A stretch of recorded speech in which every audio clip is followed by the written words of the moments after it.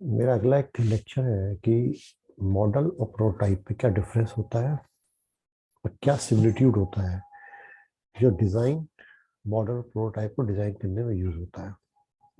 तो सबसे पहले मैं आपको समझाता हूँ कि प्रोटोटाइप क्या होता है। किसी भी चीज़ जब भी हम डिज़ाइन करते हैं तो सबसे पहले उसका मॉडल बनाते हैं। कुछ बहुत बड़े बड़े ऐसे प्रोडक्ट होते हैं जिनको अगर हम फर्स्ट टाइम बनाएं और उसके बाद सपोज करो उसको मॉडिफिकेशन करना पड़े तो हमको बहुत ज़्यादा लॉस हो सकता है। इसलिए पहले उसके छोटे छोटे मॉडल बनाते हैं, उसकी टेस्टिंग करते हैं। अगर वो परफॉर्मेंस उसकी सही होती है तब उसको एक्चुअल साइज में कन्वर्ट करते हैं। तो जो एक्चुअल प्रोडक्ट होता है उसको हम प्रोटोटाइप कहते हैं। और replica of the prototype means उसी प्रोटोटाइप का जो रेप्लिका डुप्लीकेट जो होता है उसको हम मॉडल कहते हैं। जनरली जो मॉडल का साइज होता है वो प्रोटोटाइप से बहुत कम होता है मोस्ट ऑफ द केसेस। जैसे क्या ट्रांसफार्मर बनाने हैं, गो इंजन बनाने हैं, पंप बनाने हैं, टरबाइन बनाने हैं, इंजन या मोटरसाइकिल बनानी है, कार बनानी है, तो उस केस में जो है उनका जो साइज होता है वो हम प्रोटोटाइप से कम रखते हैं। तो इस तरह से हम इसको एक्चुअल मॉडल प्रोटोटाइप को डिफाइन कर सकते हैं। अब किस तरह सबसे बड़ा एग्जाम्पल है कि सिमिलिट्यूड क्या होता है। सिमिलिट्यूड का मतलब होता है कि सिमिलरिटी होता है। सिमिलरिटी मतलब समानताएं। किसमें की समानता है वो? Between model and prototype. Model prototype में सिमिलरिटीज होती है। मॉडल प्रोटोटाइप में सिमिलरिटीज होती है, उसको हम लोग कहते हैं सिमिलिट्यूड। तो कितने तरह के होते हैं ये, कितनी तरह की सिमिलरिटीज होती हैं? तो for keeping same performance, same performance between model and prototype, model and prototype, there should be following similarities.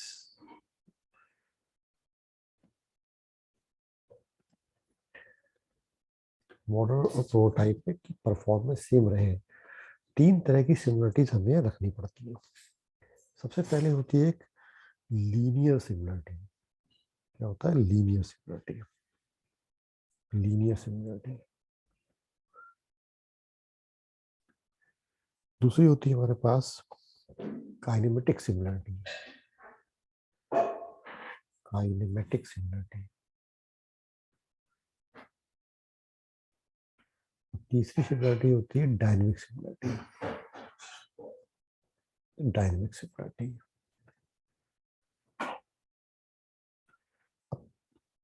सबसे पहले डिस्कस करूंगा मैं आपको से लीनियर सिमिलरिटी क्या होती है। लीनियर सिमिलरिटी क्या होती है? लीनियर सिमिलरिटी मतलब होता है जितनी भी डायमेंशन, लीनियर डायमेंशंस, जो लीनियर डायमेंशंस जो है, linear dimension between model and prototype, between model and prototype, prototype should be in same ratio, in same ratio। यानी कि आप कह सकते हैं अगर लेंथ हमने प्रोटोटाइप की पी है और मॉडल की एम है और इनके बीच में रेशियो एल आर है, तो यही रेशियो हमको उनकी विड्थ में भी रखना पड़ेगा।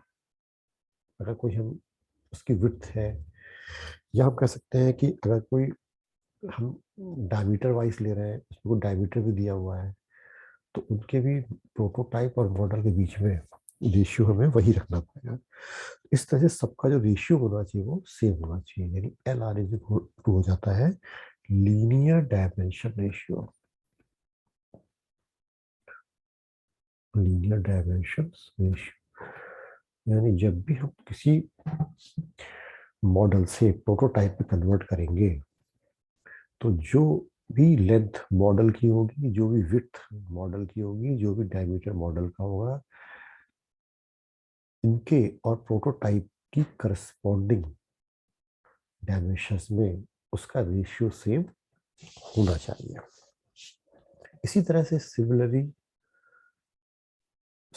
अगर मैं कहूँ एरिया वाइज कहूँ तो APY क्या होना चाहिए, AM, प्रोटोटाइप का एरिया और मॉडल का प्रोटोटाइप, उसके बीच पे जो लीनियर डायमेंशन होनी चाहिए वो कितनी होनी चाहिए, वो भी जो है LM=WM, यानी हम कह सकते हैं LR×LR, यानी LR²। तो इसके बीच में डायमेंशन रेशियो होना चाहिए वो LR² का होना चाहिए।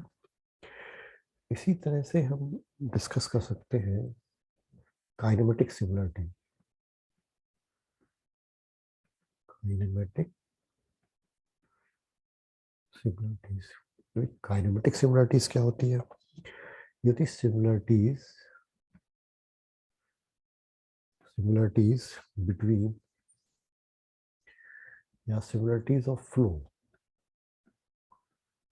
Between model and prototype.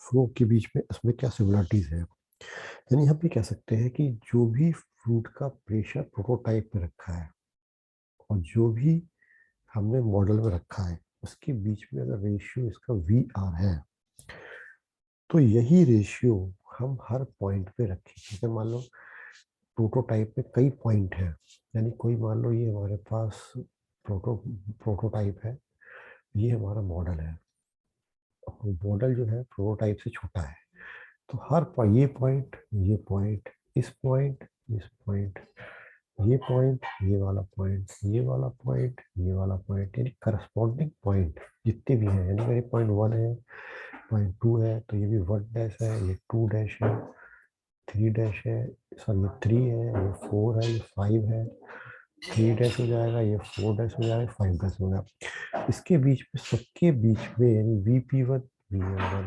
VP2, VM2, VP3, VM3 या VP4, VM4, सबके बीच में जो वेलोसिटी का रेशियो होना चाहिए वो सेम होना चाहिए।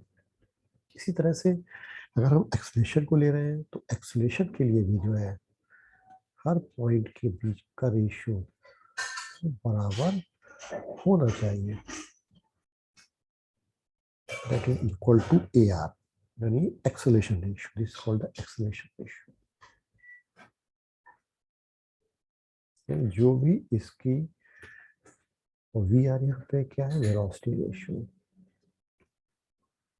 ये हमको सिमिलर रखना पड़ेगा। इसको हम लोग कहते हैं काइनेमेटिक सिमिलरिटी। तो इस तरह से हम लोग जो है काइनेमेटिक सिमिलरिटीज और डायनेमिक और सिमिलरिटीज को बराबर कर सकते हैं, तभी जो है हमें परफॉर्मेंस दोनों की वो सेम मिलेगी। इसी तरह से थर्ड एक पॉइंट होता है डायनेमिक सिमिलरिटी। एक होता है डायनेमिक सिमिलरिटीज। डायनेमिक सिमिलरिटी का मतलब होता है कि similarities, the similarities between the forces, between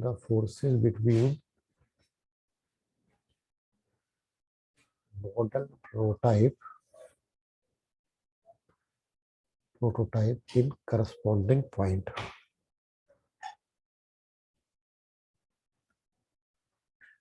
जो भी फोर्सेस, इतने फोर्सेस लग रहे हैं, सबके बीच में फोर्सेस का रेशियो सेम होना चाहिए। यानी कि मान लो इनर्शिया फोर्सेस प्रोडक्ट पे लग रहा है, प्रोटोटाइप पे लग रहा है, और इनर्शिया फोर्सेस मॉडल पे जो लग रहा है, इसके बीच में रेशियो FR है, तो हमें सारे फोर्सेस का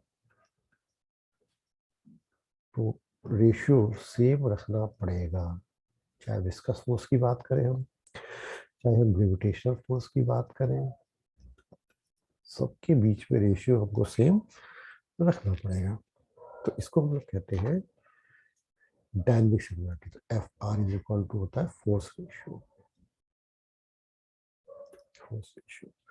यहाँ पे FI क्या है, इनर्शिया फोर्स, V क्या है, विस्कस फोर्स, जी क्या ग्रेविटेशनल फोर्स, इस तरह से और भी कोई भी फोर्सेस हो सकते हैं, प्रेशर फोर्स भी हो सकता है, प्रेशर फोर्स, प्रेशर फोर्स भी हो सकता है। तो इस तरह से सारे फोर्सेस का रेशियो हमको सेम रखना पड़ेगा। तो इस तरह से जो सिमिलरिटी की मैंने बात करी है, तीन तरह की सिमिलरिटी होती है हमारे पास, linear similarity, kinetic similarity, dynamic similarity. अगर ये हमने सारी सिमिलरिटीज रखी हैं तो हम इस मेथड को कहेंगे सिमिलिट्यूड। और सिमिलिट्यूड का मेन पर्पस क्या होता है कि मॉडल और प्रोटोटाइप दोनों की ही परफॉर्मेंस हमको सेम मिलेगी।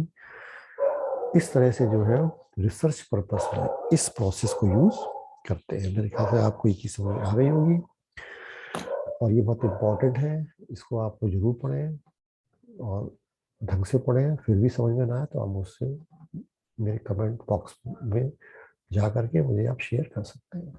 Thank you very much.